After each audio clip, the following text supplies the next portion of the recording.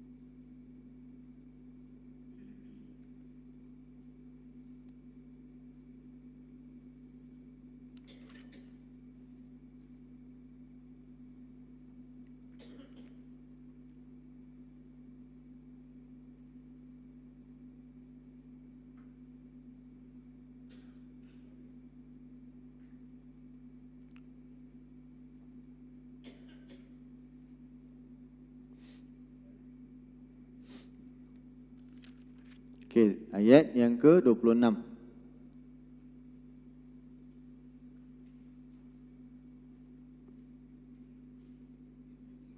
Ayat yang ke-26. Surah 19 ayat 26.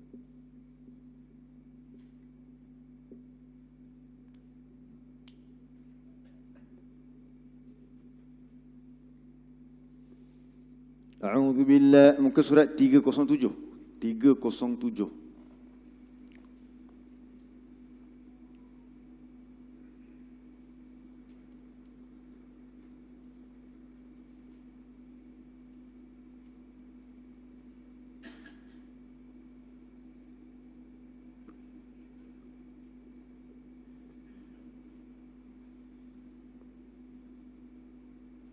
أعوذ بالله من الشيطان الرجيم فكلي واشربي وقري عينا فإما ترين من البشر أحدا فقولي إني نذرت للرحمن صوما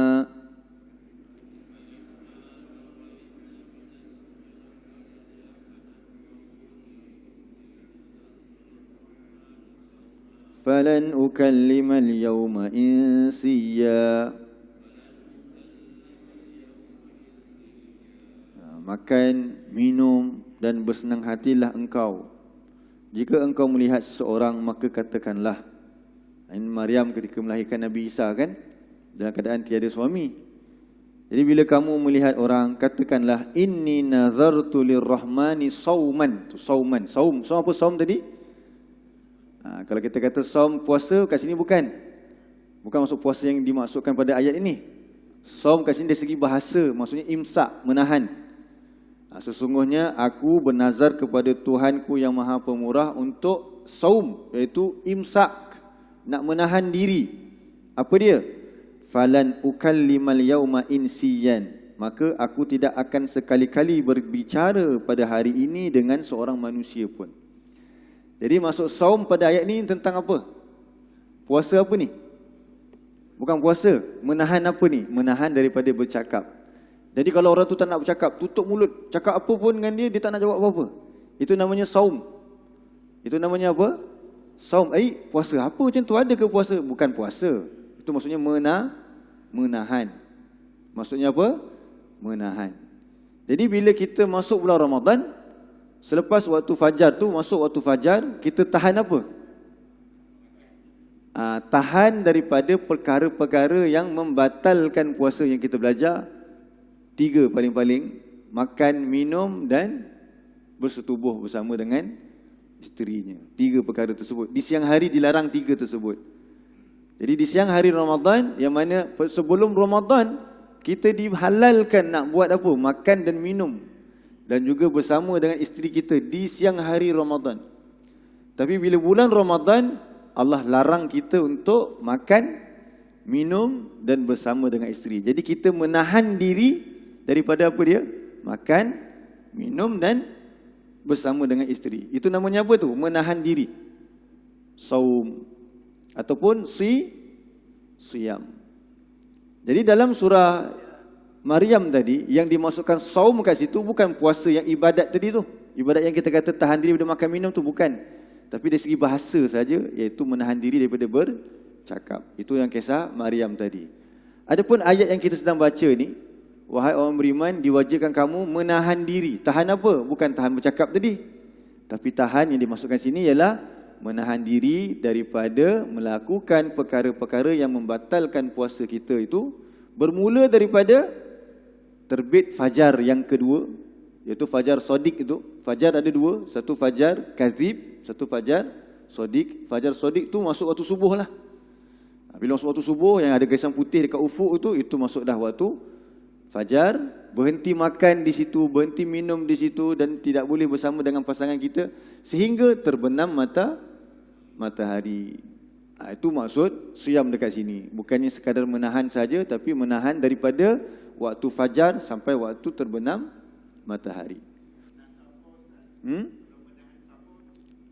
Kalau kata-kata menahan je, memang perkataan dia saum ataupun siyam. Itu tahan. Okey. Lepas tu Allah kata apa dia? Sebagaimana telah diwajibkan ke atas orang-orang yang sebelum daripada kamu. Jadi kama ni, ka kat sini, bila kata ka je seperti. Seperti itu maksudnya apa? Ada penyerupaan lah. Ada apa? Penyerupaan. Bahasa Arab dipanggil tashbih. Nak buat persamaan. Allah kata sama macam siapa? Sama macam telah diwajibkan ke atas orang-orang sebelum kamu. Jadi maksudnya kefarduan puasa bukanlah bermula daripada zaman Nabi Muhammad. Kefarduan puasa bukanlah hanya bermula daripada zaman Nabi Muhammad. Bahkan bermula daripada bila? Orang-orang sebelum kamu. Siapa orang sebelum kamu tu umum. Ada yang kata ahli kitab Yahudi Nasrani telah diwajibkan, atau mungkin semua kaum terdahulu juga telah diwajibkan kepada mereka untuk berpuasa. Jadi orang dulu pun diperintahkan untuk berpuasa. Mereka ada syariat mereka, tapi sama tak puasa mereka dengan puasa kita? Dia tak sama. Adalah dia punya syarat-syarat dia pula. Cuma yang nak diberitahu di sini, sama di sini ialah tentang kefarduan tu. Maksudnya kamu, wahai kaum Muhammad, kamu difardukan untuk berpuasa. Orang dulu pun difardukan untuk berpuasa. Bukan kamu saja, orang dulu pun. Apa tujuan Allah suruh kita berpuasa? Supaya, ni, ingat terjemahan la'alla ni, dia ada banyak. Dia ada beberapa terjemahan dalam Quran la'alla. Salah satunya dengan maksud supaya. Jangan terjemah mudah-mudahan. Kalau mudah-mudahan maksudnya macam mana? Mudah-mudahan. Sama tak dengan supaya? Lain kan mudah-mudahan ni, dia ada harapan lagi kat situ. Harap-harap. Sebab tu la'alla dalam bahasa Arab dia ada beberapa makna lah. Yang ini dengan maksud lita'lil, iaitu supaya. Kalau mudah-mudahan itu dipanggil sebagai litaraji, harap-harap. Tapi la'alla kat sini supaya. So apa tujuan Allah perintahkan kita berpuasa? Supaya bertakwa. Itu dia punya maqasid dia. Kalau orang tanya apa tujuan kita berpuasa? Nak kurus? Nak kurangkan berat badan? Nak sihat? Nak keluar daripada diabetes? Yang paling besar sekali, maqasid dia, tujuan Allah perintahkan kita berpuasa adalah untuk menjadi hamba-Nya yang bertakwa. Okey? Jadi ni sekarang ni kita baru tengok terjemahan je baru. Sekarang kita cuba lihat sikit sebelum kita habiskan ni. Bila turun ayat ini? Soalan dia. Sekarang ni, bilakah turun ayat ke 183 surah Al-Baqarah ini? Ini soalan yang sangat penting. Dan surah ayat 183 ini terkandung dalam surah Al-Baqarah.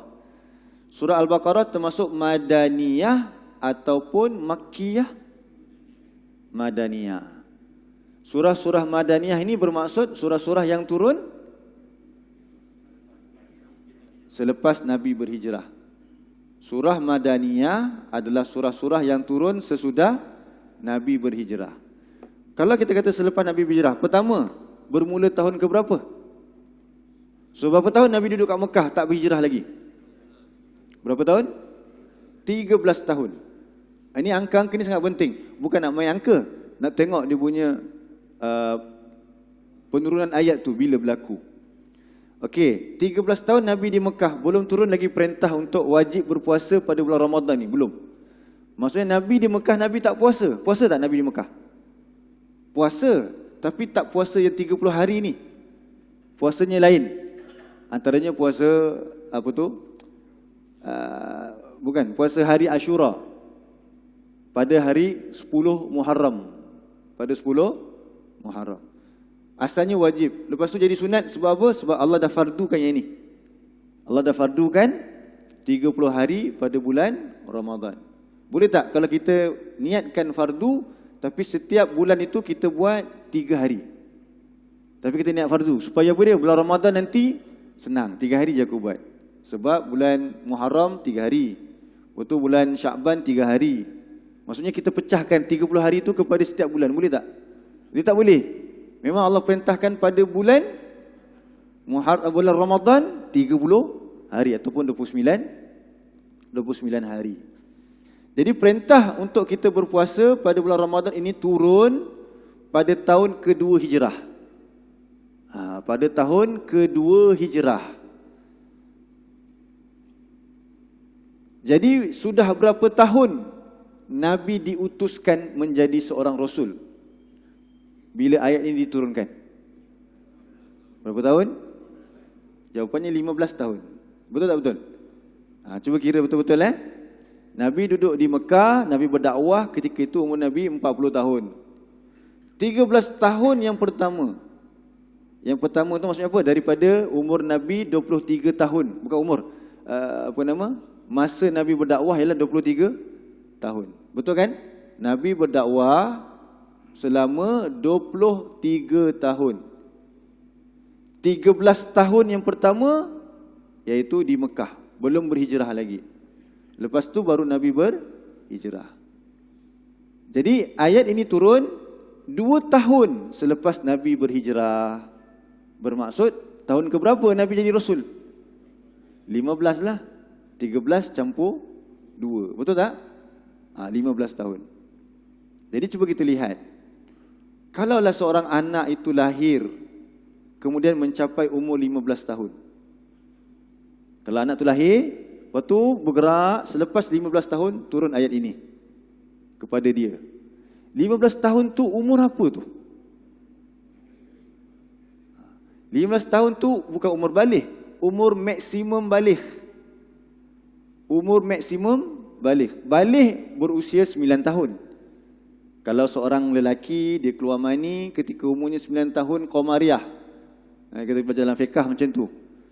Ataupun seorang perempuan keluar haid ketika umurnya 9 tahun qamariyah. Bukan 9 tahun syamsiah, qamariyah.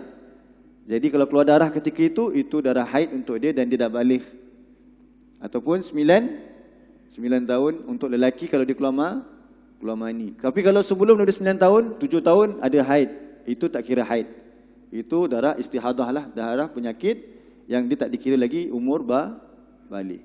Tapi kalau tak keluar haid, tak keluar juga mani, sampai umurnya masuk 15 tahun qamariyah, dia dah dikira baligh juga. Walaupun tak keluar mani lagi. Umur berapa dah? 25. Saya tak puasa. Belum mimpi lagi, dia kata. So tak boleh. Memang dah kena disuruh kepada dia taklif. Perintah-perintah Allah dan dia akan dipertanggungjawabkan di akhirat. Jadi maksimum umur berapa? 15 tahun. 15 tahun. Jadi perintah puasa ni diturunkan seolah-olah kita nak kata apa dia? Kalau umur 15 tahun ni memang dia dah jadi orang yang beriman. Sepatutnya. Betul tak? Sebab ayat ni turun 15 tahun selepas Nabi jadi Rasul. Dan perintah berpuasa digunakan dengan panggilan wahai orang-orang yang beriman. Wahai orang-orang yang beriman. Kalau budak tu lahir ketika Nabi umur 40 tahun, Nabi jadi Rasul. Masuk umur Nabi 15 tahun, dia dah digelar apa sekarang?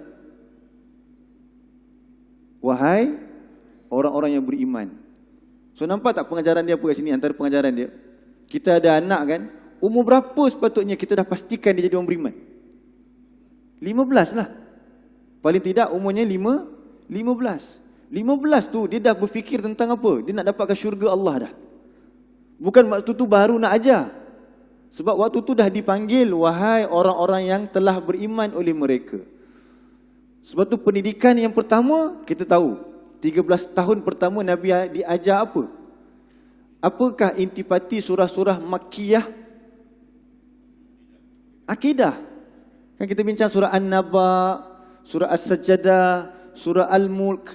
Apa kita cerita doa apa? Apa semua surah Sajadah kita baru habis kan? Cerita tentang apa surah Sajadah? Ada tak perintah-perintah Allah untuk puasa ke zakat ke, ada tak? Yang ada cerita tentang apa? Beriman kepada Quran, beriman kepada hari akhirat. Kita baca surah An-Naba, Allah suruh tengok alam, kemudian Allah nak cerita tentang apa dia? Tentang hari kiamat. Surah Al-Mulk tentang, ada juga tentang azab Allah. Jadi surah-surah Makkiyah mengajar atau membentuk seorang manusia untuk menjadi orang yang beriman. Pada tahun ke-15, dia masuk umur 15 tahun, dia diperintahkan untuk buat. Jadi bila dia buat dalam keadaan disediakan iman, mudah tak nak buat? Sudah tentu jadi mudah.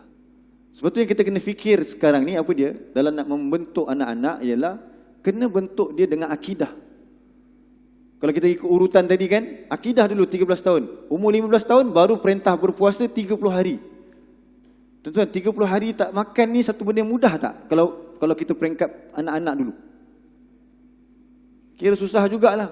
Kira agak macam, alamak nak puasa dah. Kalau orang tua dia seronok lah. Tapi kalau anak-anak muda ni ataupun budak-budak ni, dia dah mula risau dah. Alamak tak makan. Jadi kalau dia tak sahur, dia dah mula menggelupur. Masa kita kecil dulu kalau tak sahur tu kira dah takut tu, alamak nanti lapar, nak pengsan lah, mak suruh kutip kain dah tak boleh lah. Tak larat dah, sebab apa? Tak makan bagi tadi. Ada macam-macam alasan. Tapi tengok, Nabi turunnya ayat ini setelah 15 tahun Nabi menjadi Rasul. Dengan panggilan apa? Wahai orang-orang yang beriman. Jadi pertama pengajaran kita ambil kat sini apa dia? Bentuk anak kita. Target dia ialah umur 15 tahun, ia layak dipanggil orang yang beriman. Orang beriman tu maksud dia apa dia? Beriman kepada Al-Quran. Jadi bila nak ajar kita, anak-anak kita Al-Quran? Bila nak ajarkan anak kita tentang soal syurga dan neraka? Bila? Umur dia nanti dah kerja ke? Tak, pada peringkat sekolah lagi. Jadi apa yang kena ada dalam pelajaran di sekolah? Kalau kita nak ikut Quran, mestilah mengajarkan tentang akidah ini. Beriman kepada Allah, beriman kepada hari pembalasan, beriman kepada para malaikat. Supaya apa dia? Umurnya 15 tahun, dia dipanggil sebagai orang-orang yang beriman. Itu satu part. Part yang kedua, wahai orang beriman, diwajibkan ke atas kamu berpuasa ini turun di Madinah. Di Madinah. Kalau di Madinah, ketika itu Nabi sebagai apa di Madinah? Nabi sebagai apa di Madinah? Nabi memang Nabi lah, sudah tentu. Tapi di Madinah Nabi mendapat kedudukan sebagai ketua negara. Sebagai apa? Ketua negara. Kalau di Mekah, Nabi ketua Mekah ke? Siapa ketua Mekah ketika itu? Abu Jahal lah. Tapi bila Nabi berhijrah ke Madinah, Nabi diangkat menjadi pemimpin. Jadi ketua negara. Jadi Perdana Menteri lah, kalau kata mudah hari ni. So setiap hari dulu masa PKP kan, awal-awal PKP kita akan dengar ucapan daripada siapa? Abah. Kan, masa itulah Abah bagi tahu apa dia? Jangan ini, jangan itu. Mulai 2 minggu daripada sekarang kita akan adakan PKP penuh, dia kata. Jadi pengisytiharan Abah itu diguna pakai untuk seluruh negara. Maksudnya apa dia? Bila Abah, boleh saya guna perkataan Abah sebab masa tu glamour perkataan Abah kan. Apa itu Tan Sri Muhyiddin Yassin lah. Jadi bila Tan Sri Muhyiddin Yassin kata seluruh negara mesti buat PKP, mesti tak semua taat? Semua taat kan? Maksudnya apa dia? Arahan daripada PM ialah arahan peringkat apa? Nasional. Dan peringkat paling tertinggi. Betul tak? Tapi kalau saya yang cakap dekat masjid ni, kita kena PKP lah. Mau dengar tak? Tak payah dengar lah. Tapi kalau PM yang cakap, bukan saja dalam masjid ni kena dengar, tapi ia berperingkat nasional. Sekarang ni, surah ni turun kepada Nabi dan ketika itu Nabi juga adalah sebagai seorang ketua negara. Bermaksud ibadah puasa ni ibadah peringkat apa? Dia peringkat kebangsaan. Jadi dia bukan ibadah individu. Masing-masing nak puasa, puasa. Siapa tak nak puasa, tak payah. Tak. Sebab ia adalah perintah berbentuk peringkat kebangsaan. Sebab apa kita kata begitu? Sebab ayat ni turun ketika Nabi dah menjadi pemerintah. Nabi menjadi Rasul. Bila Nabi umumkan ini, bahkan dia juga sebagai seorang pemerintah. Jadi maksudnya apa dia? Puasa salah satu cara membentuk sebuah negara yang hebat. Nampak? Puasa adalah salah satu agenda terbesar bagi sebuah negara yang nak melahirkan individu ataupun rakyat yang bertakwa. Rakyat yang bertakwa. Jadi puasa ini bukan biasa-biasa kita buat morih nanti ke, lepas tu tarawih. Sebenarnya dia adalah peringkat kebangsaan. Dia mesti mencapai seluruh negara ni. Apa yang pasti berlaku kepada seluruh negara kita? La'allakum tattaqun. Supaya rakyat di Malaysia ini mencapai tahap takwa. Jadi takwa tu apa dia? Kita bincang nanti. 2 minggu lagi lah, minggu depan. Sebab panjanglah pula nanti nak sambung tentang takwa. Jadi puasa ni ibadah yang kecil ke? Bukan. Puasa ialah ibadah yang sangat besar, yang ia dilakukan oleh semua kaum muslimin. Kalau haji, adakah semua? Bagi yang mampu. Tapi kalau puasa, semua.